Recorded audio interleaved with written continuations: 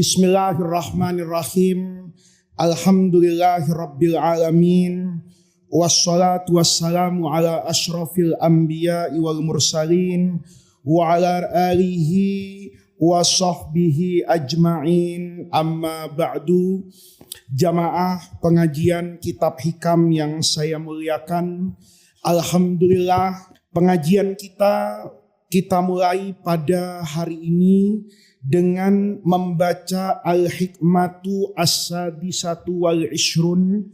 Kita sampai pada hikmah yang ke-26 setelah pada pengajian-pengajian yang lalu kita membahas tentang pentingnya kebersihan hati kepada Allah Subhanahu wa ta'ala. Cara pandang kita terhadap Allah yang Maha Rahman dan Maha Rahim itu sudah kita benahi sepanjang membaca beberapa hikmah yang lalu. Maka pada kesempatan hari ini kita akan memulai tema besar yang diusung oleh Al-Imam Ibnu Athaillah As-Sakandari dalam hikamnya terkait dengan adabul murid, akhlak perilaku seorang murid yang berjalan untuk mencapai Allah, artinya ridhonya Allah. Itu ada namanya adab, ada namanya perilaku yang harus dijaga. Ini dimulai dari hikmah yang ke-26 atau sebelumnya, ketika kita mengatakan bahwa semua keinginan kita di dalam hidup ini harus dibarengi dengan kesadaran bahwa yang kita lakukan itu karena Allah, yang kita kerjakan itu demi Allah, yang kita lakukan itu bersama Allah. Saat saya melangkah, langkah itu karena Allah. Saat saya harus diam, diamnya pun bersama dengan Allah Subhanahu wa ta'ala.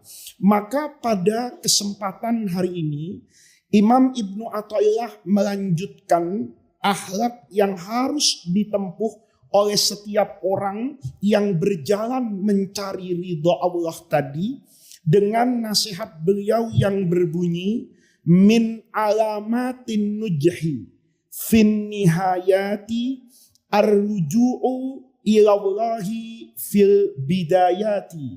Nanti dilanjutkan itu dengan hikmah yang ke-27. Itu beliau Ibnu Athaillah juga menyatakan hal yang mirip dan menjadi penguat dari hikmah yang ke-26.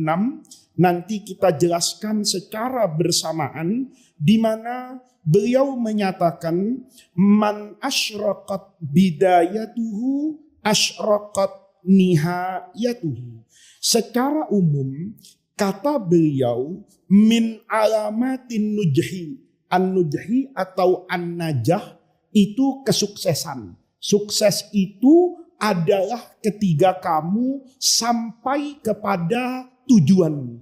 Jadi kalau ada orang jalan, saya berjalan dari Jakarta mau sampai ke Surabaya. Maka kapan kamu dikatakan orang an-najih? Kalau kamu sudah sampai ke Surabaya. Kamu dulu di Darul Rahman ini, kamu dikatakan lulus itu kalau menjalani pendidikan selama 6 tahun, ikut haflatul wada, dibagikan syahadah, kamu dikatakan orang yang apa ini? Lulus. Maka semua orang dalam hidupnya itu kan punya namanya parameter ukuran kelulusan. Kalau kamu seorang TNI Angkatan Darat, maka kamu akan dikatakan najahta kalau kamu jadi jenderal bintang berapa ini? Bintang 4. Kalau kamu seorang politisi, maka puncak karirmu itu dikatakan najah kalau nanti jadi apa ini? Presiden. Kalau kamu belajar nahwu misalnya, maka kamu akan dikatakan sukses itu kalau hafal Alfiyah Ibni Malik misalnya. Kalau kamu akan dikatakan seorang fuqaha misalnya, maka kamu diminta untuk membuktikan kesuksesanmu menjadi orang yang mengerti dan tahu al-ahkam asy-syar'iyyah al-amaliyah di antara mazhab yang 4 misalnya. Maka saat di sana kamu dikatakan apa itu? Sukses. Makanya sukses itu sebetulnya, ya kalau kamu perhatikan, itu ada tahapannya. Sama dengan masa depan. Masa depan itu kan nggak ada habisnya. Dulu kamu misalnya waktu SD itu dikatakan, nak, kata ibunya, kamu nanti masuk pesantren A ya, atau kamu nanti sekolah di SMP B ya. Kamu tanya, pasti ditanya, memangnya apa? Kalau kamu bisa sekolah di situ, itu kamu dapat masa depan yang bagus. Nanti bisa kuliah ke kuliah A dan kuliah B. Tapi nanti begitu kamu kuliah, ternyata masa depan yang kata ibumu dulu kuliah, kan kamu begitu dulu. Ya, kamu masuk di Darul Rahman ya nak, belajar yang benar 6 tahun. Kenapa? Nanti kalau sudah tamat dari kelas 6, kamu bisa kuliah ke Al-Azhar di Mesir. Kamu bisa kuliah ke UIN di Ciputat misalnya. Oh, kamu bisa masuk ke Universitas Indonesia. Seolah-olah masa depanmu itu UI. Seolah-olah masa depanmu itu Al-Azhar. Seolah-olah masa depanmu itu UIN Ciputat. Tapi begitu kamu masuk UIN, dikasih tahu lagi, kamu kuliah di sini yang benar ya. Kenapa? Nanti kalau kuliah yang benar di sini, nilai IPK-nya bagus, kamu nanti bisa apa ini? Kerja. Seakan-akan masa depanmu di mana itu? Di pekerjaan. Nanti begitu kamu kerja, ada lagi yang ngomong, kamu kerjanya begini ya. Untuk apa? Untuk meraih masa depan. Sama toh? Kamu nak nanti jadi perempuan yang solihah ya. Banyak doa A, B, dan C. Kamu tanya, kenapa ibu saya harus baca doa ini? Dijawab sama ibunya, biar enteng jodohmu nak. Nanti kamu dapat apa ini? Masa depan punya suami. Setelah kamu dilamar punya suami, apa berhenti masa depanmu? Enggak. Nanti masa depanmu beda lagi. Jadi istri yang solihah ya nak ya, amaliyahnya begini-begini. Kenapa bu? Supaya nanti kalau hamil punya anak, anaknya jadi anak yang soleh, dan itu masa depanmu. Kamu punya anak, anaknya kamu antar sampai gede, itu ternyata belum masa depan. Karena masa depanmu jadi cucu nanti. Ya kan? Seakan-akan hidup ini akan terus berkesinambungan karena setiap orang itu punya yang namanya definisi najah. Tentu buat manusia, hamba Allah, kapan dikatakan najah? Najah itu buat kita kalau husnul khotimah. Ya, wa anna ila rabbika al-muntaha. Muntaha kita, selesai kita itu di mana? Kan dulu kamu misalnya masuk di Darul Rahman, aneh-aneh nanti.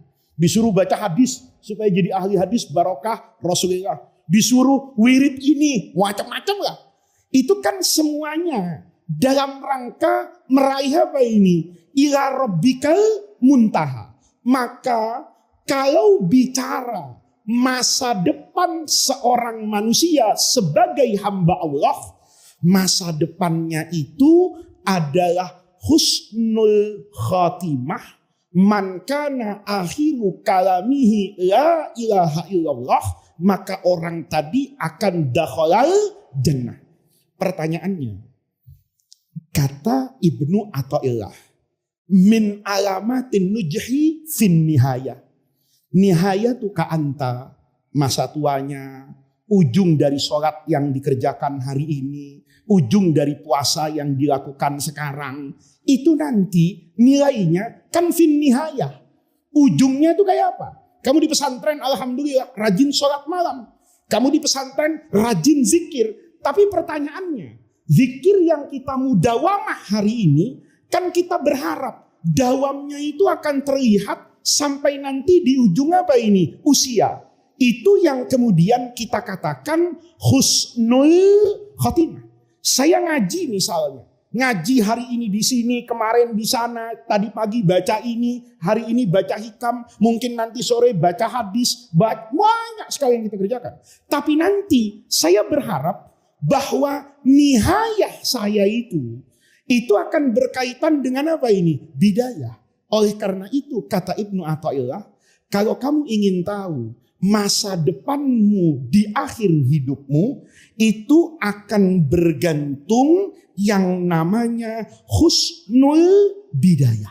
Nih, kita ini sering sekali bicara tentang husnul khotimah, tapi kita lupa dengan yang namanya husnul bidayah. Kata Ibnu Athaillah, kalau kamu mau ujungnya bagus, maka itu dimulai dari awal yang arruju ilallahi fil bidayah. Sama dengan yang tadi. Man asyraqat bidayatuhu. Kalau awal hidupmu itu isyraq, terang, bersinar dengan cahaya Allah, maka asyraqat nihayatuhu, akhirnya juga akan apa ini? Akan cerah. Saya mau uraikan beberapa hal yang boleh jadi sering kali disalahartikan oleh sebagian orang. Ada orang ngomongnya begini, yang penting Gus, husnul khotimah. Lalu amala ahli jannah, sholat, puasa, zakat. Hatta la yakuna bainahu wa bainal jannah. Sampai-sampai antara dia dengan surga itu jaraknya cuma zira', sejengkal masuk surga. Fayasbiquhul kitab, tiba-tiba takdir dia memang tidak ke surga. Fayamalu bi amali ahlin nar fadahlan nar. Maka orang tadi di ujung usianya ternyata mengerjakan pekerjaan ahlun nar, maka dia yang soleh dari awal gugur di ujung masuk neraka. Wa inna ahadakum, sebaliknya, layak malu bi amali ahlin nar. Hidupnya itu selalu bermaksiat, jauh dari kata-kata pekerjaan ahli surga. Tapi fayasbiquhul kitab, takdir itu kan akan lebih dulu daripada apa yang dia kerjakan. Fayamalu bi amali ahli jannah. Ketika antara dia dengan neraka tinggal sejengkal, dosanya yang banyak itu sudah cukup mendorong dia untuk masuk neraka. Tiba-tiba ya'malu bi amali ahli jannah, dia mengerjakan amalnya orang yang baik ini. Fadahul jannah. Kalau baca hadis ini, maka seakan-akan bertentangan dengan hikmah yang akan dikatakan oleh Ibnu Athaillah. Kata Ibnu Athaillah, orang yang mau husnul khotimah itu pasti dengan husnul bidayah. Orang yang su'ul bidayah itu punya kemungkinan besar untuk su'ul khotimah. Kata Ibnu Athaillah, rasanya sulit orang yang husnul bidayah kemudian dapat su'ul khotimah. Nih, ini kadang-kadang ustadz sekarang itu problemnya itu baca hadisnya satu, riwayatnya tidak dilihat, ayat Qur'annya tidak dilihat, sehingga kadang-kadang itu betul sih memberi optimisme, tapi kadang-kadang dengan cara yang salah, sehingga anak-anak muda itu filsafatnya senang-senang di masa muda, tobatnya nanti setelah tua. Itu di pondok juga gitu, nanti ajalah, yang penting ujian kelas 6 mumtaz. Biar kelas 1-nya nggak sukses, asal kelas 6-nya sukses, kan nilai ijazah yang terakhir itu yang kelas 6. Itu kadang-kadang saya kepengen robah itu aturan di Darul Rahman. Nilainya digabung aja dari kelas 1. Nanti untuk mumtaz di kelas 6 itu adalah akumulasi dari semester pertama di kelas 1. Jadi kelas 1 itu semester pertamanya, jadi dibuat angkanya itu angka yang variabel, hanya 50. Semester awal 50, semester 2 50. Syarat lulusnya 60. Jadi kalau di semester pertama nilainya sudah 50, nanti semester kedua dia belajar cuma 10, angkanya 6, lulus dia. Tapi orang yang misalnya di semester awal nilainya 10, biar dia mati-matian di semester akhir nggak dapat mumtaz dia. Cuma dapat makbul karena nilainya jadi 60. Nah, kalau itu diatur sampai kelas 6, saya rasa sesuai dengan Ibnu Athaillah dalam Al-Hikam. Tapi kita masih memilih hadis yang mudah tadi itu karena boleh jadi perspektifnya berbeda. Hadis tadi itu sering kita dengan mudahnya, anak-anakku jangan sombong kalau sedang beribadah, nanti su'ul khotimah. Anak-anakku jangan putus asa kepada Allah, biarpun kamu penuh dengan maksiat, tapi tidak menutup kemungkinan kamu untuk husnul khotimah. Yang seperti itu ada. Tapi boleh jadi langka. Sementara yang umum, kata guru saya dulu, itu harus menjaga keseimbangan antara husnul bidayah untuk meraih dengan husnul khotimah. Hadis yang disampaikan oleh Rasulullah dalam riwayat Sayyidina Abdullah ibni Mas'ud tadi, itu harus dilihat secara utuh. Utuh dari aspek periwayatan hadisnya dan utuh dengan mengaitkannya kepada Al-Quran. Di Quran, Allah itu menyatakan, inna la nudi'u. Kami ini, kata Allah, la nudi'u, tidak akan menyia-nyiakan ajroman ahsana amal. Orang yang berbuat baik. Tidak ada. Allah itu tidak zalim sama orang. Maka logika kamu, kalau baca ayat ini, kayaknya hadis ini bertentangan. Ya bagaimana ya Allah? Orang sudah ahlul jannah dari awal sampai usianya 70 tahun. Begitu umur 71, maksiat, mati, seakan-akan menghilangkan amal soleh apa ini? Yang panjang. Padahal ayat Quran mengatakan Allah tidak akan menghilangkan dan menyia-nyiakan semua amalan yang dikerjakan orang tadi. Kan fama ya'mal mithqala dzarratin khairan yarah. Zarrah. Allah enggak akan apa ini? Enggak akan zalim. Wattaqu yauman turja'una fihi ila Allah, tsumma tuwaffa kullu nafsin. Semua yang dikerjakan itu wafa. Allah penuhi dosamu ini, pahalamu ini. Allah itu tidak akan zalim. Pertanyaannya, lalu hadis yang saya baca itu maknanya seperti apa? Kata guru saya, ada dua. Ada hadis lain. Ada hadis lain. Riwayat dari sahabat selain Abdullah ibni Mas'ud. Misalnya riwayat sahabat yang bernama Sahal bin Sa'ad As-Sa'idi. Beliau meriwayatkan hadis itu dengan lafaz yang berbeda. Kata Nabi, ada orang ya'malu bi'amali ahlil jannah fima yabdu linnasi. Ada orang yang beramal amalnya orang ahli surga, taat, tetapi ketaatannya itu yabdu linnas, hanya dalam pandangan orang, bukan dalam pandangan Allah. Makanya ada hadis lain, kamu pasti belajar dari Rahman. Innallaha la yanzuru ila ajsamikum wala ila suwarikum walakin yanzuru ila qulubikum. Hadis yang satunya bilang begini. Allah itu ada menciptakan manusia, yang manusia itu sehari-hari itu ya'malu bi amali ahlil jannah, mengerjakan pekerjaan ahlul jannah, tapi fima yabdulin nas, zohirnya aja, batinnya enggak. Kayak saya nih, batinnya, zohirnya kan ngajar, zohirnya saya baca hikam, tapi batinnya boleh jadi ini mau dimasukin sama DR Media ke YouTube. Nanti videonya dipotong-potong, dimasukin ke TikTok. Begitu masuk ke TikTok hanya dalam 1 menit, maka nanti begitu dimasukkan di DR Media atau apapun sarana pesantren ini, maka jadi viral. Begitu viral, maka nama saya terkenal.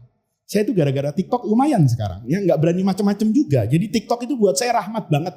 Ya, karena saya sekarang masuk kemana aja, itu ada orang salaman sama saya. Gus Faiz ya? Oh iya, kata saya muridnya Gus, katanya. Oh di Darul Rahman angkatan berapa? Bukan, katanya. Saya ngaji di TikTok Gus, katanya. Saya jadi takut sekarang. Sampai kemarin tuh naik kereta api saya. Naik kereta api itu saya bawa tas ringan aja, karena saya paginya itu berangkat naik pesawat. Malamnya itu saya sudah harus balik ke Jakarta karena pesawat sudah habis. Ada kereta api malam dari Surabaya 9:30. Saya subuh harus ada di sini. Naiklah saya kereta api. Ya karena pergi nggak banyak kan saya bawa tas kecil aja. Tiba-tiba ada porter itu ya, di stasiun Surabaya Pasar Turi itu. Sebelum saya naik kereta dia lari. Gus Faiz ya? Nggih, boleh foto Gus, katanya. Boleh. Porter nih. Saya tanya, sampean kenal saya di mana Mas? Katanya. Loh, saya kan aktif Gus ngaji. Lo pernah di Jakarta, kata saya. Oh enggak, katanya di mana? Di Instagram, katanya. Loh, luar biasa, kata saya. Loh, itu TikTok kan jadi sebenarnya ya negatif positif. Tapi positifnya buat saya jadi takut aneh-aneh. Takut orang kenal kan. Tahu-tahu saya melakukan sesuatu kegiatan yang aneh. Orang bilang, itu bukannya Faiz yang di TikTok. Oh, habis saya itu ya. Itu nanti ada di foto naik ke TikTok yang sebelah kan. Oh, itu lebih bahaya. Nah, di situ kan ada sesuatu yang pasti secara duniawi itu saya nikmati. Kalian nggak tahu soal ini. Yang tahu tuh cuma Allah. Tahunya kalian, Faiz tuh pakai peci, ngomongnya hikam kayak Ibnu Athaillah abad 21. Saya ini kayak orang bener. Di mana saya kayak orang bener itu? Ya di masjid ini. Fima yabdu linnas, kata Rasulullah. Hati-hati. Karena itu nanti tidak akan mampu menjaga istiqomahnya kepada Allah. Setiap orang itu kan akan meraih apa yang dia cita-citakan. Kalau cita-citanya dapat, selesai. Kan kamu juga suka begitu tuh. Ya, kalau belum punya suami, rapi dan wangi.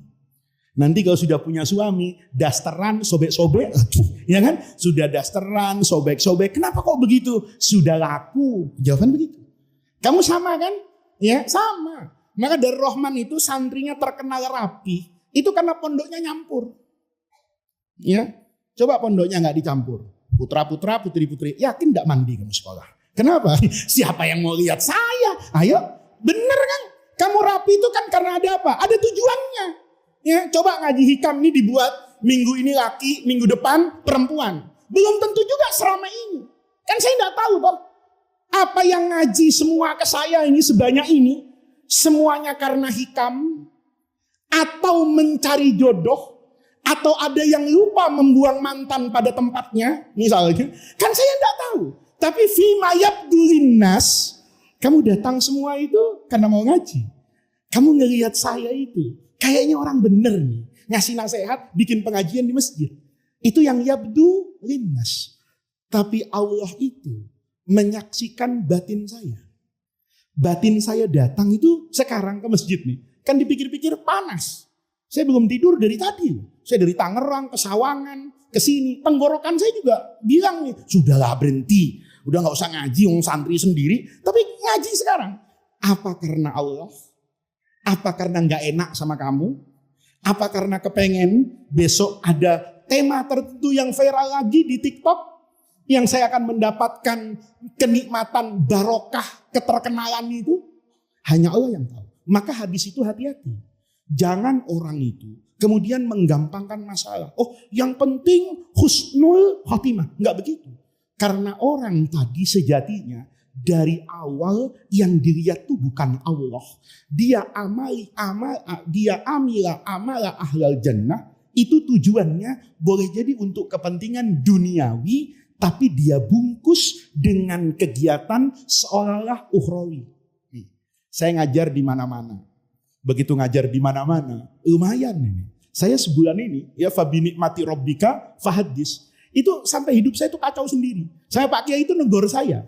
Kamu tuh semua orang diiyain, pusing sendiri gitu. Memang iya. Saya minggu depan aja itu di bandara itu 3 kali. Ya, saya besok ke Surabaya.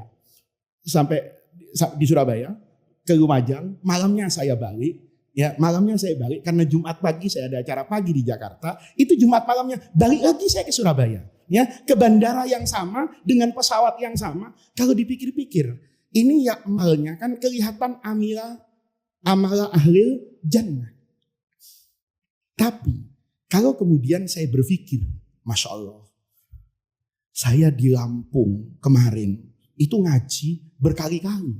Orang sudah mulai familiar di kapal. Ya, di kapal penyeberangan Merak Bakahuni, itu ada tukang refleksi kan. Itu sekarang sudah hafal sama saya.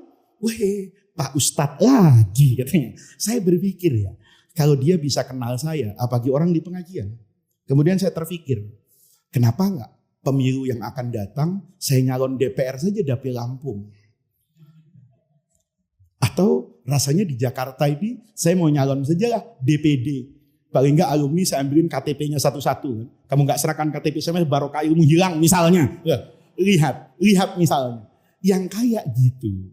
Itu kan sebetulnya sedari awal saya tidak amala ahli jannah. Saya sedari awal tidak asyraqat bidayah tuh. Karena bidayah saya sejatinya itu hanya ingin membungkus keserakahan dan ketamakan saya dengan bungkus yang elegan. Saya itu ingin mendapatkan kemasyhuran, tapi dengan cara kemasyhuran yang merupakan syahwat saya bungkus dengan pengajian-pengajian itu. Maka orang yang seperti ini dalam hadis tadi, itu tidak dijamin akan mendapatkan husnul khotimah. Salah-salah dia bisa dapat yang namanya su'ul khotimah. Nah, jadi Ibnu Athaillah tuh mau bilang husnul khotimah itu dirancang. Ya, makanya dulu ada nasihat bagus. Saya dulu dapat nasihat itu. Bunyi nasihatnya gini. Yamutul mar'u ala ma asyafihi wa yub'atsul mar'u ala ma mata fihi. Ini menarik. Yamutu al mar'u, orang itu akan dimatikan oleh Allah ala ma asyafihi, sesuai dengan jalan hidupnya. Makanya semua orang itu selalu punya cita-cita mati sesuai jalan hidup yang terbaik. Ya, Pak Kiai itu selalu bermimpi. Kata Pak Kiai, saya itu kepengen meninggal itu dalam dakwah. Rasanya saya juga hari ini punya cita-cita yang sama. Kepengen meninggal itu lagi ngaji hikam, tapi jangan sekarang. Lagi ngaji hikam begini nih, lagi ngaji hikam begini nih. Itu kayaknya kepengen. Karena apa? Ya, saya merasa yang paling nikmat dalam hidup itu ngajar. Muadzin itu kan bercita-cita. Apa ada kematian yang lebih mulia dibanding orang yang sedang mendengarkan, memperdengarkan azan? Apa ada bacaan yang lebih bagus, ajakan yang lebih mulia dari ajakan seorang muadzin hayya 'alal falah? Apa ada bacaan yang lebih afdol, dakwah? Saya ini kan dakwah, tapi dakwah saya kalah sama muadzin. Karena muadzin tuh hayya 'alal falah, ayo mau kepada keberuntungan, hayya 'alas shalah. Qur'annya bilang, waman ahsanu qawlan, ada nggak perkataan yang lebih baik mimman da'a, dari orang yang mengajak ilallah. Itu ayat nazalat fil muadzin. Orang itu ayat tadi itu dijelaskan turun untuk muadzin. Lihat nih. Tapi kamu kalau jadi muadzin nggak pernah bangga. Ayo ya. Kamu siapa namamu? Gilang. Satunya ini Fauzan. Ini Gilang sama Fauzan nih, sama-sama di pesantren. Kalau Fauzan nih, ya ini jangan sakit hati lah, sudah contoh aja. Fauzan di masjid jadi tukang azan. Gilang yang ngajar. Ya, ketemu saya kebetulan. Gilang ngajar, ini muadzin, saya sholat di masjidnya. Saya bilang, Gus apa kabar? Kamu siapa? Gilang, alumni DR. Oh kamu ngajar di sini? Iya, alhamdulillah Gus, saya punya durus di sini. Kalau malam Senin baca Bukhari, nanti malam Jumat saya ngaji muhadzab fikihnya Imam Syafi'i. Oh ya sudah, alhamdulillah. Kamu juga DR? Iya. Tapi maaf Gus, saya cuman muadzin. Rendah diri dia. Kenapa? Karena yang dipakai ukuran itu manusia. Karena yang dipakai ukuran itu zohir. Kan yang dicium tangannya yang ceramah. Kan belum pernah ada acara maulid, muadzin tuh diarak dari depan kan gak ada. Pernah gak kamu lihat? Ayo. Iya kan? Kalau kamu bikin maulid besar di Jakarta, itu biasanya yang mau ceramah itu diarak. Pakai sorban, pakai jubah, udah bawa tongkat, kasih unta udah kayak Nabi itu. Ya kan? Itu diaraknya luar biasa.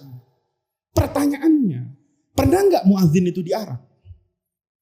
Apa kamu yakin bahwa yang mau ceramah di maulid Nabi itu di mata Allah lebih mulia dari tukang azan ini? Apa dia datang karena Allah? Atau karena kata saya cari popularitas, atau karena amplop, kita nggak pernah tahu. Tapi muadzin rasanya itu muhlis semua. Ngarepin amplop, apa yang diharapin? Ya, mau viral, siapa yang mau memviralkan? Ya segitu-segitu aja, kan lebih bersih dia. Kayak saya dengan kamu itu, kan sebetulnya dalam konteks keikhlasan, kan lebih bersih yang dengerin ceramah dari penceramahnya. Kamu datang ke sini, ya, tapi kan saya nggak ada amplopnya. Misalnya, ya, saya ceramah di masjidmu, kamu ngundang saya, Gilang ngundang saya, maka jamaah yang datang itu pasti lebih tulus dari saya. Kenapa? Dia datang ongkos sendiri. Sementara saya datang, ditanya sama istri saya, nggak makan dulu, nggak usah, ntar di pengajian dikasih. Berarti saya mau ceramah itu ngarepin apa? Ngarepin apa? Dikasih makan. Ibu saya tanya sama ibu saya. Tanya sama istri saya. Saya kalau mau datang ke acara, itu makan dulu. Yang sering ikut saya Fadil atau itu mesti sebelum makan, kalau acaranya nggak ke rumah, ayo kita cari rumah makan. Makan sekenyang-kenyangnya. Karena saya udah kasih tahu sama ibu, kalau mau ngaji makan dulu. Kenapa? Supaya nggak ngarep-ngarep dikasih makan. Saya sudah ngarep dikasih makan. Udah di rumah tempe tahu, nanti malam ini kebuli, kata saya, kambing lagi. Berarti saya datang harapannya didapatkan apa itu? Kambing. Udah gitu, yang nyupir bilang, bensin habis nih. Udah ntar aja, pulang saya dapat amplop. Jangankan isi mobil pom bensinnya kita beli. Saya mau tanya sama kamu, ikhlasan mana sebetulnya? Ini hati-hati. Ini hati-hati. Jangan kemudian menggampangkan, oh saya sudah on the track kayak gini, saya juga pasti husnul khotimah. Belum tentu. Itu kan fima yabdulin nas. Makanya yamutul mar'u ala ma'asya fihi. Nanti ujung hidup itu, kata guru saya, orang itu akan mati tergantung dulu hidupnya gimana. Kalau hidupnya bersama Allah, maka dia wafat dibersamai oleh siapa? Allah. Tapi kalau hidupnya hanya karena syahwat duniawi, maka saat dia menghadap Allah, maka yang dibersamai juga oleh syahwat duniawi. Nanti yang bahaya, wa yub'atsul mar'u. Nanti dibangkitkan pada hari kiamat orang itu dalam keadaan alama mata fihi. Waktu mati dulu lagi ngapain? Bahaya.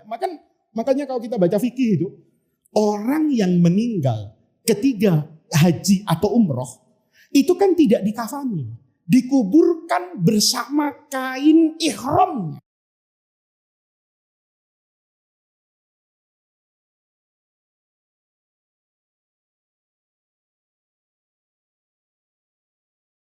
Maka dia dibangunkan dalam keadaan labbaik Allahumma labbaik. Saya jawab panggilanmu ya Allah. Walaupun Mina itu panas, Musdalifah itu sempit, Saudi itu jauh, suhunya sekarang 50 derajat, tapi labbaik Allahumma labbaik.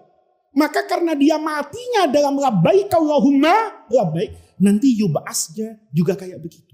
Jadi kita ini juga harus mencerdaskan masyarakat. Jangan cuman meninabobokan mereka dengan gambaran. Misalnya ada orang bunuh 99 orang. Nih hadis juga. Begitu 99 dibunuh, dia mau taubat kan? Nanya sama kiai, kiai saya bisa gak masuk surga?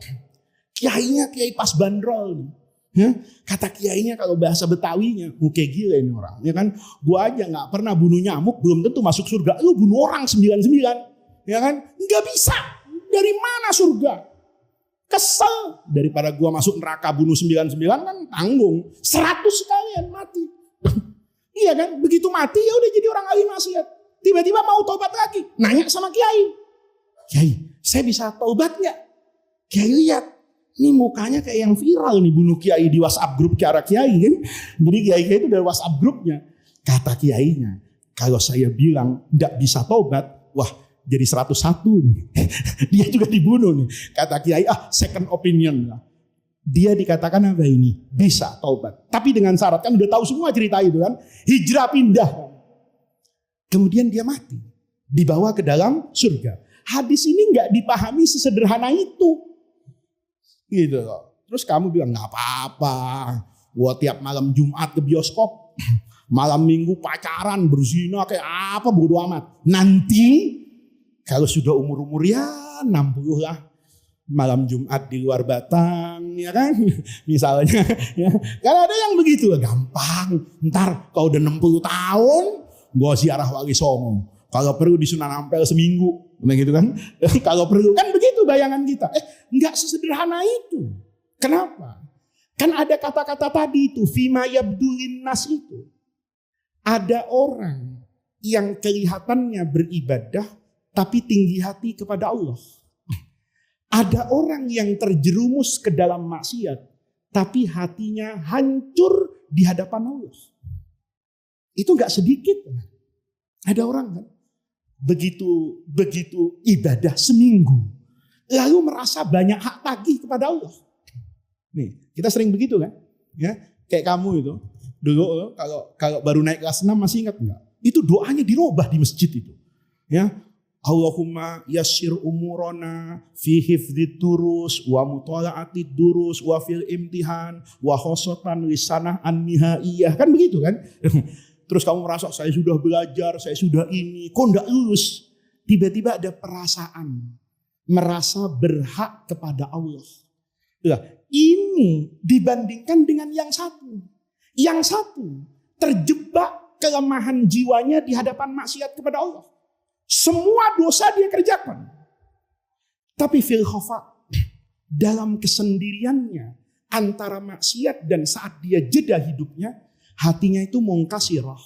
Hatinya itu hancur. Ya Allah, kok bisa ya saya sejahat ini? Kok bisa ya? Tapi besok dikerjakan lagi. Tapi hatinya sadar. Saya ini pendosa ya Allah. Saya ini kotor ya Allah. Itu ditanamkan betul dalam apa ini? Hidupnya. Saya ini bagaimana ya Allah? Nanti saya mau berhadapan dengan Allah. Dia ini ahli maksiat. Tapi hatinya itu jatuh kepada Allah. Itu kan ada dalam hadis yang disebutkan ya di Riyadhus Shalihin itu ada. Ada orang bermaksiat kepada Allah. Fiman kana qablakum. Kemudian saking takutnya kepada Allah. Ini berwasiat dia.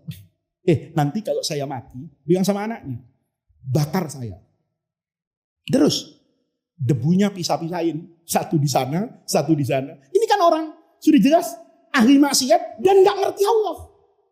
Dipikir-pikir, kalau debunya dipisah-pisah, itu Allah nggak bisa ngumpulin. Tapi dia dalam hal ini bukan karena dia tidak yakin Allah tidak mampu menyatukan debu dia, bukan. Tapi dia katakan, saya ini nanti bakar, biar debu jadi debu, debunya buang ke seluruh seantero negeri ini, karena saya tidak punya muka. Kalau debu ini menyatu satu menjadi jasad saya itu tidak punya muka. Dengan apa saya akan berhadapan kepada Allah? Lihat, perasaan kayak gini nih. Sebetulnya yang diinginkan oleh Ibnu Athaillah sebagai man asyraqat bidayatu. Perasaan ini itu menjadi kunci. Makanya kamu baca hadis itu nggak sesederhana yang saya bilang tadi. Ada orang mengatakan orang yang di dalam hatinya itu adalah ilaha illallah, itu dahlul jannah. Terus orang tuh ngomongnya, oh gitu. Berarti masuk surga tahlilan doang. Dia itu separuh pinter banyak gobloknya gitu. Maksud di dalam hatinya adalah ilaha illallah, itu ketundukannya kepada Allah. Yang dibayangkan itu bukan sekarang dia bermaksiat dan bukan juga saat dia sholat.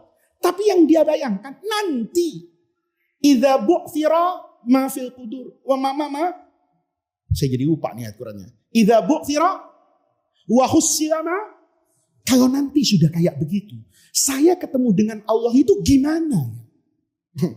Perasaan kayak gini nih yang akan menghantarkan kepada husnul khotimah. Lihat pelacur itu.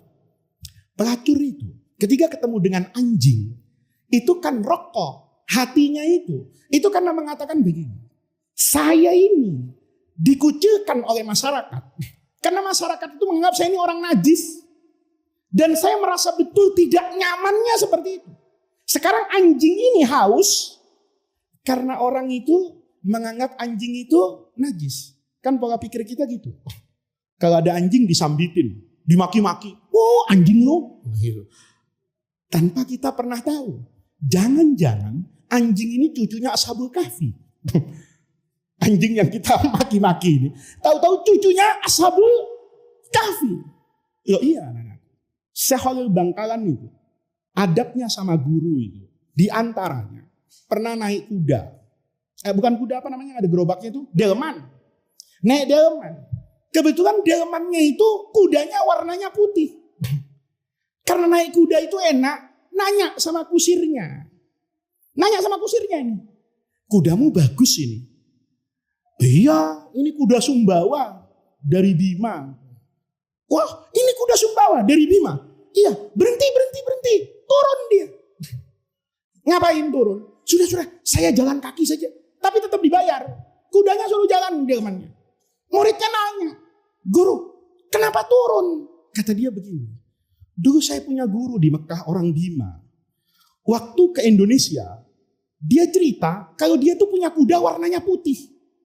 Saya takut kuda putih ini keturunannya kudanya guru saya. Coba lihat, ada anaknya kayak gitu. Hah? Turun ini, nggak mau kenapa? Ini kuda putih, warnanya putih. Kamu bilang asalnya dari Bima.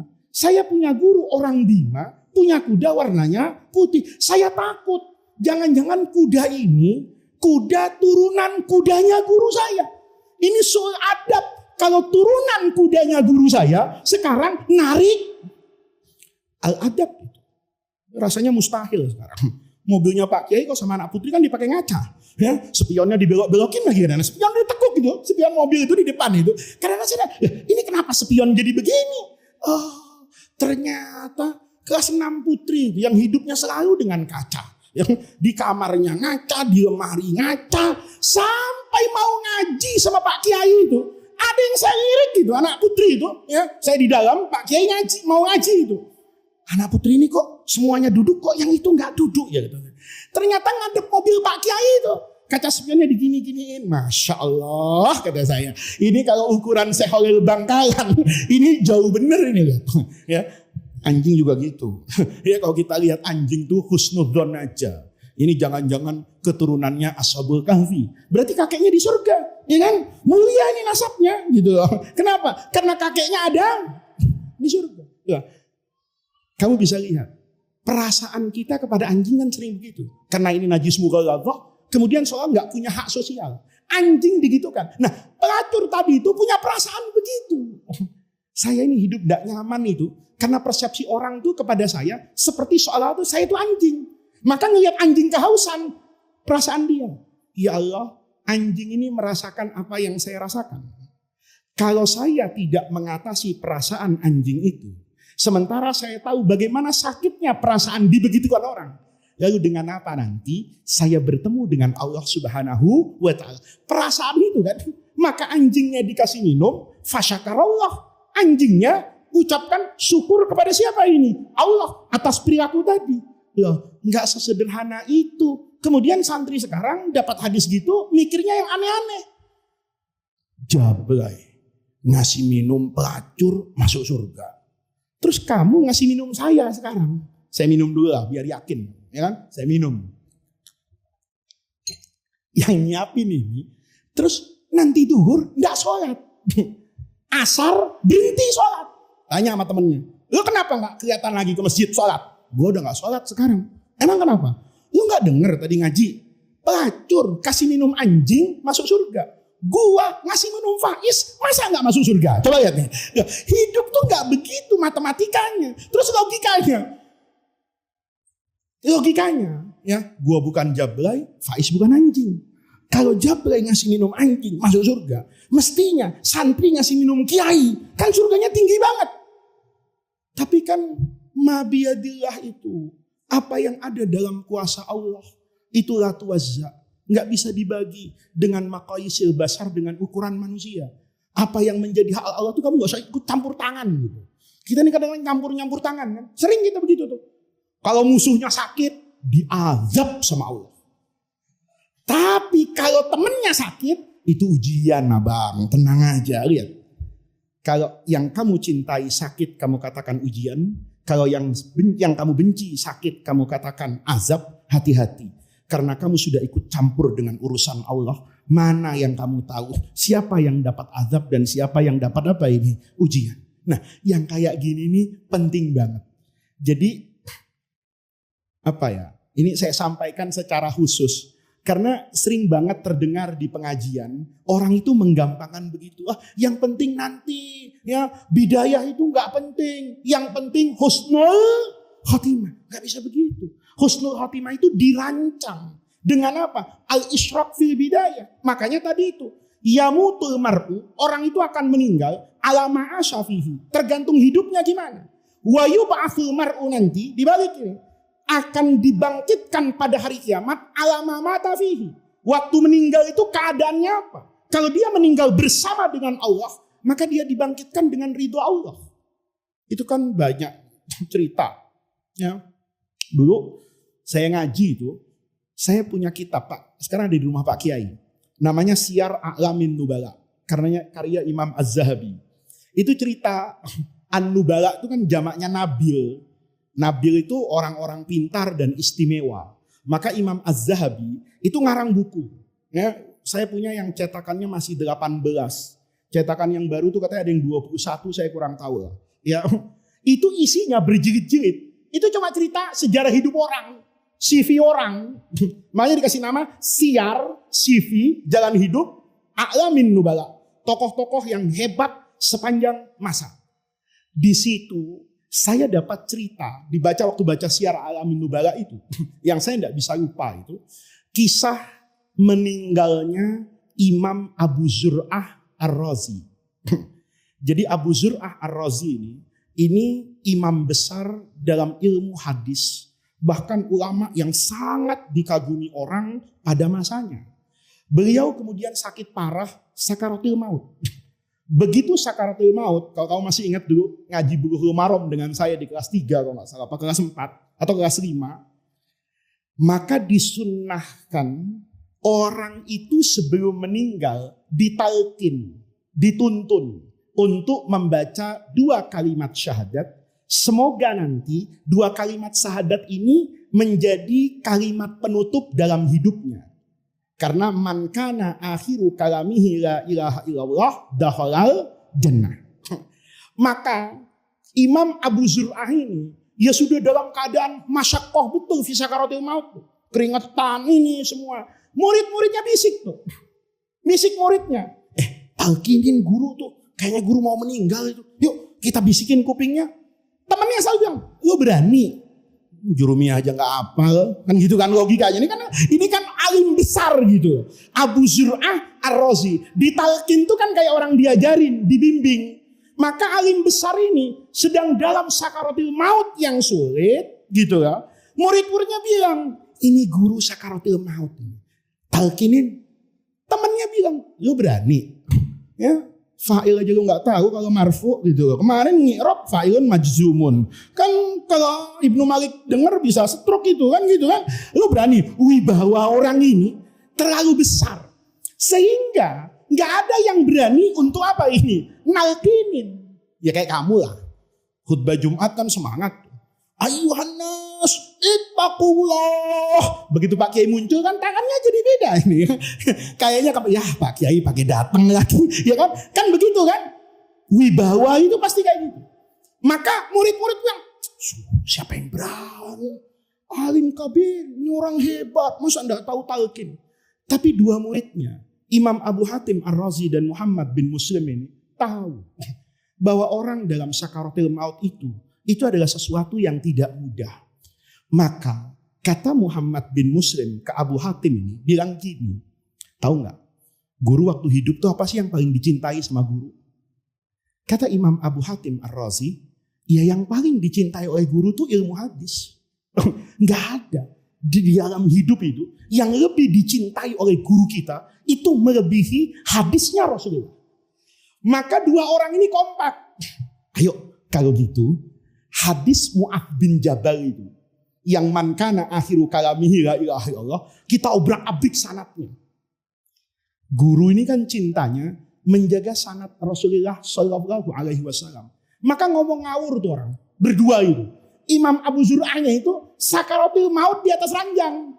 Muridnya berdua ini berdebat. Lah apa enggak? Hadis Mu'adz bin Jabal. Hafal. Dia bilang, ayo ngomong sembarangan. Haddatsana Abu Asim, qala haddatsana macam. Salah kata temannya. Yang benar ini, yang benerin juga pura-pura salah. Bukan salah, pura-pura salah. Berdebat berisik. Imam Abu Zur'ah yang sudah terlihat lemas tidak berdaya mendengar kekasihnya. Kita kan begitu kan? Gerimis-gerimis kalau yang manggil pacar datang.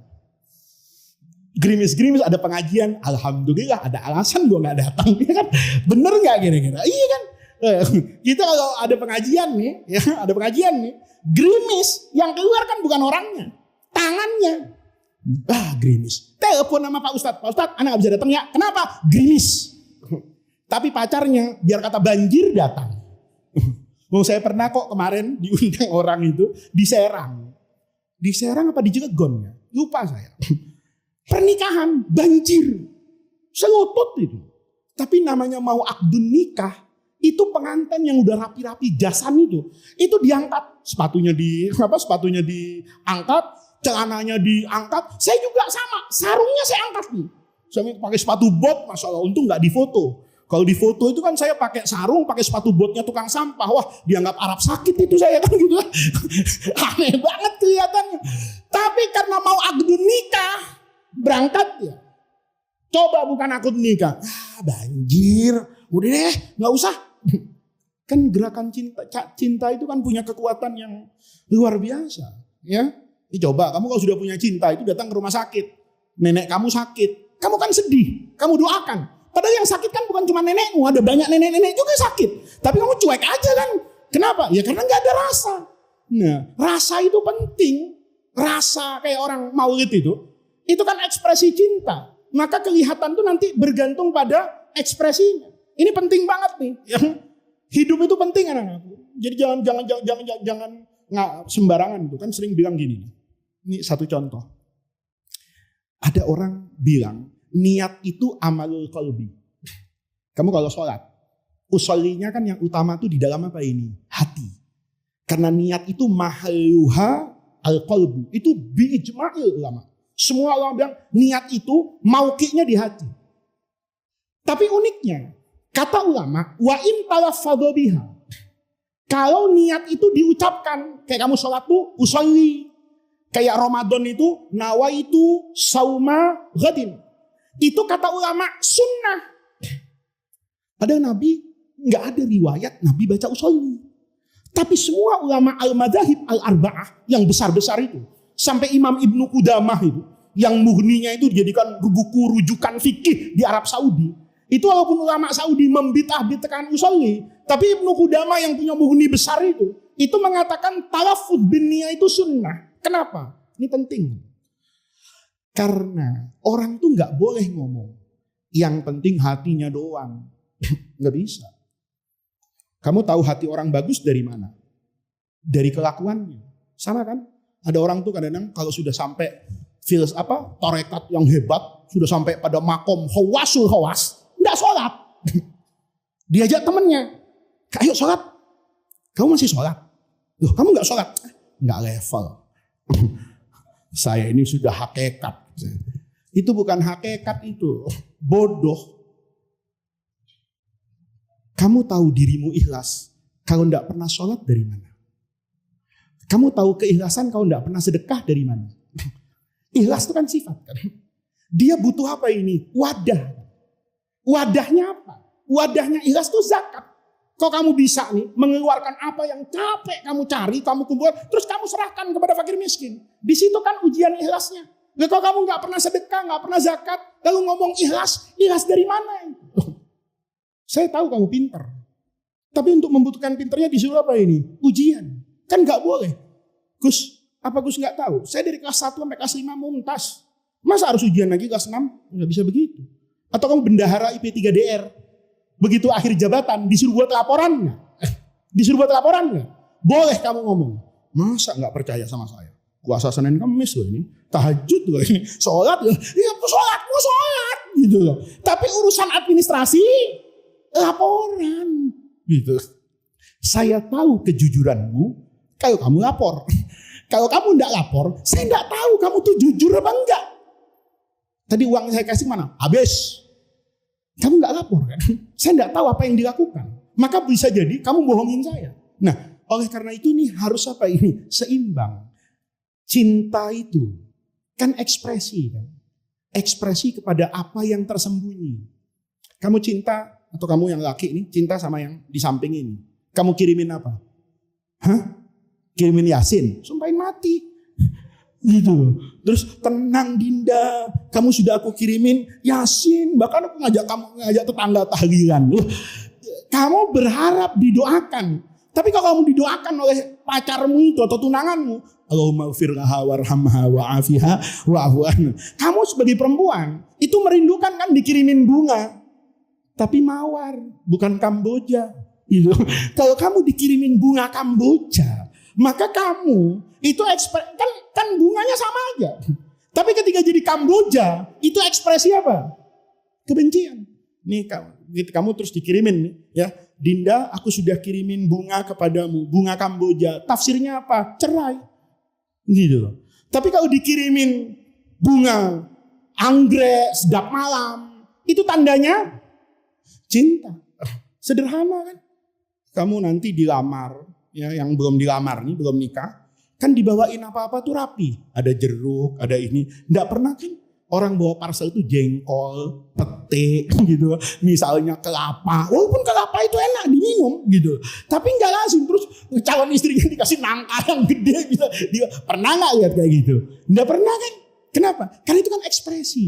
Nah, Abu Zur'ah itu dikatakan dalam hidupnya tidak ada yang lebih dicintai melebihi hadisnya Rasulullah. Maka dua orang ini ngeribut ngerusak sanad. Abu Zur'ah yang sakit itu bangun kan? Sambil teriak, ajlisuni, dudukkan saya. Begitu duduk, murid yang dua ini seneng, mesem-mesem. Kenapa ini? Ini jebakan Batman, tapi yang positif, gitu ya. Ini jebakan tapi yang positif. Sampai ini cita-citanya. Begitu duduk gurunya, seperti kebiasaannya di kelas dulu, ditunjuk itu yang sudah jadi ulama besar di sana. Akhtota, salah, udah jadi kiai, bodohnya nggak sembuh-sembuh, begitu. Karena ini soal apa ini? Sanadnya Rasulullah. Akhtota. Dibaca lagi temannya satu nih, biar semangat nih. Bener guru salah, wa inna masoy, kacau lagi. Kata gurunya sama.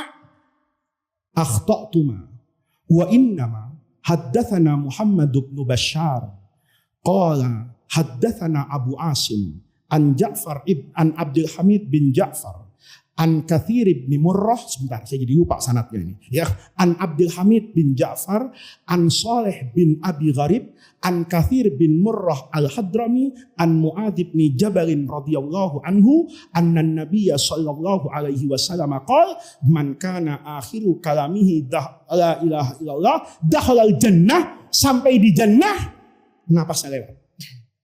Meninggal dalam menjaga sanad. Itu rasanya keindahan seorang ulama itu wafat dalam menjaga sanad. Nah, kamu jangan merusak sanad. Ada loh santri yang merusak sanad. Kan kita belajar ilmu hadis tuh kan. Hadis itu, hadisnya benar ini. Kan makanya ini banyak nih. Ini ada Dr. Mustaghfirin, lagi jadi profesor mudah-mudahan. Ini ada orang di Indonesia ini salah paham. Tidak membedakan antara hadis doif dengan hadis maudhu. Itu salah fatal. Kalau hadis maudhu itu memang karangan orang. Nggak ada ragu-ragu gitu. Terus kamu misalnya ngelihat kurma ajwa di Mekah harganya mahal, kurma ajwa di Madinah harganya mahal, kamu juaran terong nggak laku-laku. Terus bikin hadis. Man akala badhinjan sab'a marratin dakhalal jannah misalnya. Kamu buat itu hadis. Itu hadis maudhu, buang. Kalau hadis doif, ulama itu nggak pernah buang hadis doif. Jadi kalau sekarang itu model-model Wahabi asal hadis doif dibuang, itu kurang piknik. Karena ulama itu mengarang hadis itu sama dengan orang ngarang buku. Semua orang yang ngarang buku itu pasti punya tujuan. Imam Bukhari itu kalau Sahih Bukharinya memang tujuannya yang sohe-sohe. Yang nggak sohe nggak dimasukkan. Tapi kan karangan Imam Bukhari bukan cuma Sahihul Jami' itu. Kan Imam Bukhari juga ngarang Al-Adabul Mufrad. Itu ada hadis doifnya. Imam Abi Daud itu nulis, makanya sekarang tuh saya agak kesel juga. Ada namanya Sahih Sunan Abi Daud. Oh, Abi Daud tuh enggak semuanya sahih. Ini yang sahih-sahih aja. Itu ya kurang piknik juga gitu.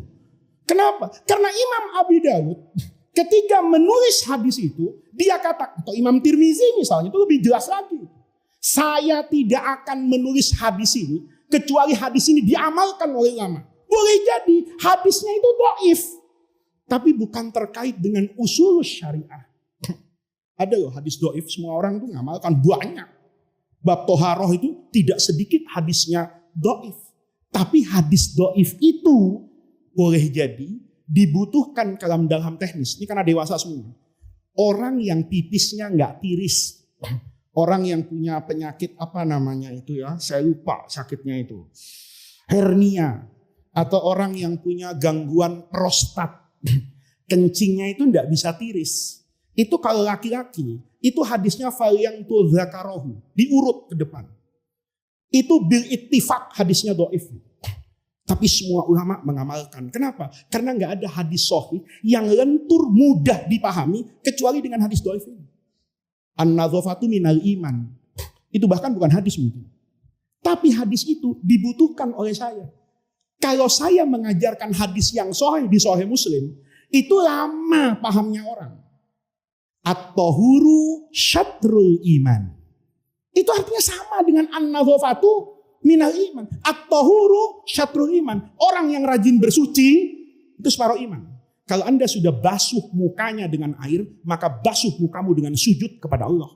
Kalau kamu sudah basuh tanganmu dengan air, basuh tanganmu dari kezaliman kepada orang lain. Kalau kamu sudah kumur-kumur wudhu dengan mulutmu itu dengan air, maka sekarang kumur-kumur mulutmu itu dari sikap nyinyirin dan merendahkan orang. Kan begitu maknanya. Jadi orang tuh ngarang hadis itu ya beda-beda. Tidak semua, kalau sekarang tuh kan hadis tuh langsung dhaif, enggak. Beda. Hadis dhaif itu sebetulnya orang tuh tidak mempermasalahkan isi hadisnya. Tapi yang dipermasalahkan rawinya. Kan sederhana aja. Saya ngajar nih misalnya subuh kelas 6 tuh. Ngajar misalnya di sini nih. Begitu saya ngajar subuh, murid saya kebetulan semuanya ngantuk, tidur. Ada maling satu dari Depok dikejar-kejar orang, lari ke pondok. Ya kan? Dulu saya punya cerita. Penting juga ya. Profesor Said Ramadan Buti itu pernah ngajar di satu masjid di Damaskus. Saya lupa masjid yang mana, tapi yang jelas bukan di Jami Umayyah. Bukan di Jami Umayyah yang di Damaskus. Beliau pokoknya cerita pernah ngajar. Tengah-tengah ngajar, itu ada orang mabuk datang. Satu ceritanya. Cerita yang lain, beliau ngajar di masjid. Terus muridnya itu bawa kertas, ngasih peringatan sama gurunya. Guru, hati-hati, di antara hadirin ini ada mabahis. Mabahis itu bahasa Indonesianya apa ya? Intelijen. Ada orang-orang bin ini, mata-matanya rezim. Sebaiknya guru hati-hati sama orang itu. Itu Profesor Said Ramadan Buti itu nggak berubah. Malah teman saya yang orang Syria itu bilang, yang ngasih surat itu habis pengajian dipanggil, dimarah-marahin. Kata dia, kamu merasa lebih bagus dari intelijen negara, kamu lebih soleh, biarin aja. Nggak usah dihati-hatiin, nggak usah terus saya berhenti ngaji. Maksudnya kan supaya saya berhenti ngaji bubar, kan intelnya kecewa. Atau orang yang mabuk itu kamu prasangka mau bunuh saya. Jangan. Ada orang datang ke rumah Allah, mabuk-mabukan mungkin dikejar orang, dia bersandar ke rumah Allah. Kan bagus bersandar ke rumah Allah. Kan kita nggak pernah tahu, jangan-jangan di rumah Allah dapat hidayah. Itu rezim yang jahat, biarin aja ngaji sama saya. Siapa tahu nanti tengah-tengah pengajian dapat hidayah. Ini penting ya. Jadi hadis dhaif itu boleh jadi santri saya yang kelas 6 ini tidur semua. Ada copet dari Depok nih, dikejar-kejar orang, masuk ke Darul Rahman. Tempat yang paling aman di mana? Di pesantren. Kan nggak mungkin ada orang nyangka ada copet di pesantren. Dengerin pengajian saya subuh-subuh itu. Ya, la ta'kulu amwalakum bainakum bil batil. Kata saya, enggak boleh makan harta orang lain itu dengan cara yang haram, batil. Harus semua antarodin, saling ridho. Terus, copet itu dapat hidayah. Masya Allah, enggak boleh ya. Nyopet itu hukumnya haram. Pulang dia ke tempatnya. Begitu pulang, bareng sama Jabla yang habis dinas malam. Ngomong ini. Siapa ini? Copet ini. Lu berhenti lo. Dosa kata Kiai. Yang disampaikan copet benar nggak? Benar nggak? Benar. Dosa kata Kiai. Itu namanya mahrul bagi. Berhenti. Jadi pelacur. Kata Jablanya, iya udah. Terus ada satu nih, nauzubillah nih. Orang Islam bener malah. Pelanggannya Jablay. Lu nggak praktek hari ini, tutup. Tobat. Kenapa? Haram. Kata siapa? Kata Faiz. Lihat. Ini status hadisnya apa? Dhaif. Rawinya siapa? Fasik. Maksiat. Tapi isinya sahih. Itu namanya hadis dhaif. Makanya kamu itu di pesantren, dulu pesan guru-guru saya itu, jangan ngerusak sanad. Sanad ilmu Pak Kiai itu dari Nabi sampai ke Pak Kiai kan beres. Tapi kalau terus nanti dari Pak Kiai sampai ke saya yang nggak benar, maka saya ngerusak sanadnya Pak Kiai Syukron. Hati-hati, ya. Saya bisa ngerusak sanad Pak Kiai, kamu juga lebih bisa. Ya, dari bawah nih orang bilang itu muridnya Kiai. Bener, gak ada. Ya, orang tuh telepon sama saya. Gus, ada orang namanya ini. Ini bener, muridnya Kiai Syukron. Saya lihat, emang bener. Ya bener, kenapa? Nggak nyangka aja, Kiai Syukron punya murid kayak begitu. Saya tanya, emang kenapa? Wah ceritanya nggak enak semua. Orang bukannya nggak percaya dia dengan Pak Kiai. Tapi karena profil orang itu. Gitu. Nah, ini kamu jangan sampai merusak apa ini? Sanad. Ya, makanya Imam Abu Zur'ah itu yang dicintai itu menjaga sanad Rasulullah. Karena hidupnya dipenuhi dari bidayatuhu, mencintai sanad Rasulullah, menjaga sanad Rasulullah, dikasih sama Allah. Husnul Khotimah, wafat dalam keadaan menjaga sanad. Nah, jadi kita ini perlu check and recheck ini, ya. Sekarang kita kan tidak terlambat. Kan mudah-mudahan umur kita panjang, ya. Kalau nanti ada yang umurnya sampai 80 tahun, 90 tahun, kan kalau sekarang masih umur 20 tahun, itu kan masih fil bidayah, belum sampai nihayah. Maka pikirkan agar bidayah kita itu menjadi baik, agar nihayahnya juga menjadi baik. Karena kalau nanti bidayahnya tidak baik, itu nihayahnya tidak bagus. Itu kamu lihat sekarang. Nih, dalam konteks yang sama, ya, pentingnya husnul bidayah. Sekarang ini kan, tapi mudah-mudahan sama Fadil nanti nggak usah diviralkan yang saya ngomong yang ini. Orang tuh sekarang ribut nasabnya Habib. Saya mikir loh, ini ribut nih gara-gara apa sih sebenarnya? Kalau dipikir-pikir, ya, ini nggak secara utuh. Kalau dipikir-pikir, ada orang kecewa dengan perilaku beberapa habaib. Kemudian dari situ meragukan nasab orang. Ini juga ada salahnya, ada benernya dalam konteks ini. Konteks salahnya, perilaku itu kan tidak membatalkan nasab. Kamu lihat saya hari ini, yakin kalau saya anaknya Pak Kiai Syukron. Karena saya begini. Kalau seandainya kamu saya ajak konser musik di Blok M, pakai jin, sobek-sobek, rambut saya dicat. Kamu tetap yakin nggak kalau saya anaknya Pak Kiai? Tetap yakin. Kalau kamu yakin itu saya Faiz. Tapi perilaku saya itu rasanya tidak pantas sebagai anaknya Syukron Makmum. Tetapi perilaku yang tidak pantas itu tidak membatalkan apa itu? Nasab. Tidak ada. Perilaku orang itu kemudian membatalkan nasab yang masyhur. Wong nasab itu tidak menjamin maksum atau tidak maksum. Yang maksum itu kan cuma Nabi. Selain Nabi itu kan ghairu maksumin. Kalau soal wali itu nanti mahfud dijaga, ya tapi kan tidak semua orang juga dijaga. Oleh karena itu, nasihat Ibnu Athaillah itu menemukan, kalau Anda ingin ujungnya tetap bagus, ya, ke bawahnya juga bagus. Kalau Anda ingin profil sebagai dzurriyyah Nabi itu bagus, maka perbaiki semuanya dari awal. Kalau awalnya bagus, nanti ujungnya juga akan sampai apa ini? Bagus. Sederhana kok anak-anakku.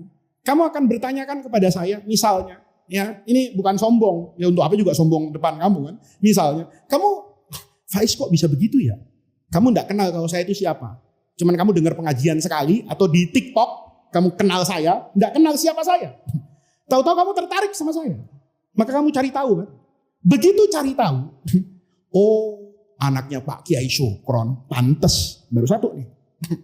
Nanti kamu tanya lagi, Pak Kiai Syukron itu siapa ya? Nyambung ke atas atas guru-gurunya. Maka kalau dari bawah itu kelihatan bagus, ujungnya juga terima apa itu? Bagus. Nah, ini yang diminta sebagai filsafat hidup. Jadi mulai sekarang bidayah kita itu diatur ma'allah. Yang kemarin itu mata waqafa matrabun anta tolibuhu billah. Orang itu kalau jalannya itu karena Allah, maka dia nggak akan kehilangan bimbingan taufik dari Allah. Tapi kalau jalannya bukan karena Allah, itu taufik dicari-cari nggak dapat. Ya, kenapa? Karena dia sudah dari awal tidak bersama dengan Allah. Maka dua hikmah yang kita baca pada kesempatan hari ini itu mengajarkan kepada kita bahwa setiap manusia itu tidak bisa memilih dari rahim siapa dia dilahirkan. Kita ini hidup di dunia ini itu kita tidak pernah bisa lepas dari yang namanya qada dan qadar Allah. Kan pengajian yang dulu saya pernah terangkan, untuk memahami takdir itu sederhana kok. Ada sesuatu yang kita merasa itu kerjaan kita, ada sesuatu yang kita merasa itu bukan kerjaan kita. Kita lahir tanggal berapa itu rasanya bukan pilihan kita. Tapi saya memilih untuk belajar, saya memilih untuk minum, itu pilihan saya. Tapi rasa lapar itu bukan dari saya. Kita nggak pernah kan bisa ngatur kapan lapar, kapan kenyang, nggak bisa. Tahu-tahu lapar, datang. Maka ketika saya lapar, itu mutlak.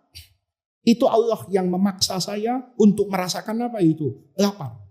Tapi saya makan atau tidak makan, itu pilihan saya. Kita lahir nih, saya punya bapak A, kamu punya bapak B, itu rasanya bukan pilihan kita. Itu ditentukan oleh siapa itu? Allah. Dengan hikmah yang boleh jadi kita tidak paham, tapi sejatinya kalau kita cari, itu pasti ada hikmahnya di sana. Kita lahir, kita tidak bisa memilih untuk lahir dari rahim siapa. Tapi untuk mati, kata Ibnu Athaillah, kita bisa memilih dengan jalan apa kita bertemu dengan Allah Subhanahu wa Ta'ala. Kalau Anda ingin memilih mati yang terhormat, maka buatlah jalan hidupmu itu terhormat di sisi Allah. Kalau kamu ingin bertanya, nanti kedudukan saya di sisi Allah itu kayak apa? Maka dengan dua hikmah ini, logikanya dibalik. Kalau kamu ingin tahu kedudukanmu di sisi Allah nanti di akhirat, maka kamu perlu bertanya, di mana kedudukan Allah saat kamu hidup di dunia ini? Kita sering mendudukkan Allah itu belakangan. Kita sering mendudukkan Allah itu bukan pada skala prioritas. Contoh, kalau Jumatan itu, kamu nanti kalau jadi ibu-ibu, jangan pesen gitu sama anaknya. Biasanya anaknya ngomong sama ibunya, "Mah, berangkat Jumatan ya." Jawab ibunya, "Jangan lupa ya, bawa recehan." Kalau amal, kadang-kadang anaknya punya uang bagus, ibunya punya uang jelek. "Bu, ini saya amalin ya." Tunggu. Tuker. Yang bagus dimasukin ke tas ibunya. Nih, ibu punya yang lusuh, dikasih ke masjid. Makanya, takmir masjid itu kan kalau buka kotak amal kadang-kadang suka kaget, Pak. Kenapa? Jarang ngelihat Soekarno-Hatta di situ. Yang sering dilihat tuh badiknya cuma uang itu 2.000. Begitu dia ada. Nah ini, kan sederhana aja kan. Kalau ada panggilan, kan sekarang kita bisa lihat tuh, ya. Ini saya ngajarin sama kamu ya. Sekarang ini kan untuk beramal itu jalannya banyak banget. Coba lihat di media sosial tuh. Anak-anak yang berjuang untuk hidup. Anak-anak yang dipaksa untuk dewasa sebelum waktunya. Anak-anak yang kadang-kadang sudah pada pilihan ingin mundur dari hidup ini. Karena beban yang terlalu besar. Itu ketika lewat di TikTok kita. Itu ketika kita cekik, ya Allah, iya ya. Untuk membangun kesadaran ini, hanya untuk memindahkan dari Dana, OVO, GoPay 10.000, itu kadang-kadang rasanya berat. Padahal ini lewat lembaga yang bisa dipertanggungjawabkan kredibilitasnya. Itu seakan-akan, kan Allah sedang nganterin ke saya. Faiz, buka handphone. Begitu dibuka handphone, coba lihat Instagram. Tahu-tahu lewat yang kayak begini. Seakan-akan Allah bilang kan, saya sedang menawarkan kamu surga. Tapi saya bilang, nanti saya mau beli sarung dulu, saya mau beli jus dulu, ini nanti. Kata Ibnu Athaillah, Man asyraqat bidayatuhu asyraqat nihayatuhu. Kalau kita ingin tahu kedudukan Allah, kedudukan kita di sisi Allah, maka kita harus tanya seberapa besar kedudukan Allah di sisi kita ketika kita hidup di dunia. Ini yang bisa kita bahas pada pengajian hari ini. Alhamdulillah jadwalnya sudah ada, nanti kita lanjutkan pada pengajian yang akan datang. Mudah-mudahan kehadiran kita di majelis ini, duduknya kita di majelis ini, kita membaca dan mendengarkan nasihat-nasihat yang agung dari manusia yang agung seperti Imam Ibnu Athaillah As-Sakandari. Mudah-mudahan itu semua menjadi tawassul dan wasilah kita, menjadi miftah kunci untuk kita, keluarga kita, anak keturunan kita, kedua orang tua kita, orang-orang yang kita cintai dan orang-orang yang mencintai kita mendapatkan khairat dunia wal akhirah. Mudah-mudahan Allah jadikan jam'ana hadza jam'an marhuma wa tafarruqana min ba'dihi tafarruqan ma'suma. Mudah-mudahan Allah Subhanahu wa taala sebagaimana menyatukan kita di dunia ini, kelak juga menyatukan kita fil firdausil a'la dalam rahmat dan ridhonya. Rabbana atina min ladunka rahmah wa hayyi lana min amrina rasyada. Allahumma la tahrimna khaira ma indaka li syarri ma indana. Kurang lebihnya saya mohon maaf. Wallahul muwaffiq ila aqwamit thoriq. Wassalamu alaikum warahmatullahi wabarakatuh.